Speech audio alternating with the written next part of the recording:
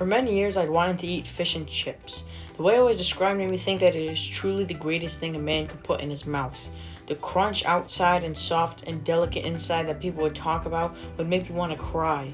The only thing stopping me from having fish and chips was the beer batter. I can't have beer. Just recently, I learned that you can substitute the beer with ginger ale. Yes, you can substitute it with ginger ale, something my family drinks in very unhealthy amounts, so I have a lot of it. Without beer, apparently won't have that oomph, but beggars can't be choosers, and if anything, this tastes better than anything you'll find at a restaurant. Since I didn't want this to be a super long video, I've decided to split it into two parts.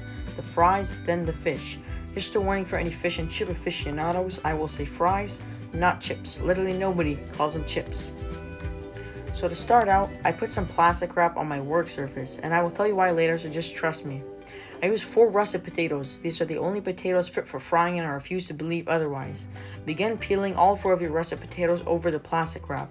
I don't usually peel it, but I very recently started doing it since the skin is a little rubbery, and for presentation purposes, I decided to just peel it.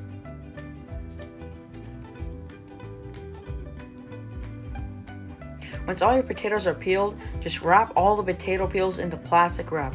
That, my friends, is a life hack. You can literally just throw it away and forget about it. Alright, now once all the potatoes are beautifully peeled, it's time to actually cut them into fry shapes. First, cut a 1/2 inch slice off of the potato, then place the potato with the flat part facing down. This is just going to give you some structural integrity.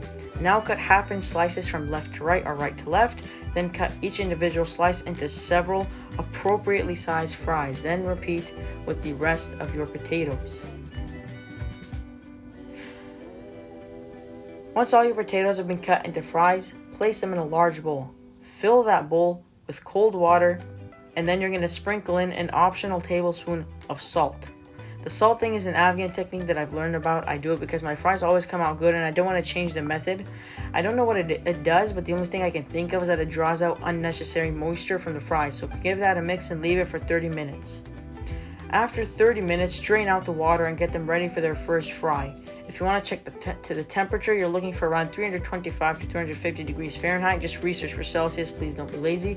I just placed a skewer inside and saw a few bubbles come off of it. If you see a lot of bubbles, that means the oil is too hot. We're only going to fry them until they are nice and soft inside. They are not supposed to be crispy yet. I had to fry mine in batches, but if you don't want to do that, then you'll need to fill the pot like halfway. After 8 or 10 minutes, the fries should look almost like a pale, old person. No, I'm not trying to be offensive. That's actually how they look. They should be really wrinkly. Place those on a paper towel lined baking sheet and into the freezer. After about a half hour, get the fries ready for their second and final fry. The oil should be 375, but if you're using the skewer, the oil should be bubbling a lot. The oil is going to need like 10 or 15 minutes to preheat, so give it time. Once you see a beautiful crispy crust form, just put those guys on a cooling rack and leave them for rack for 10 minutes. These fries are done and they are delicious. They are beautifully crisp on the outside, beautifully soft on the inside, but most importantly, these fries are halal. They should look almost like a pale dead person. That is racist. Seriously, like they look like a pale.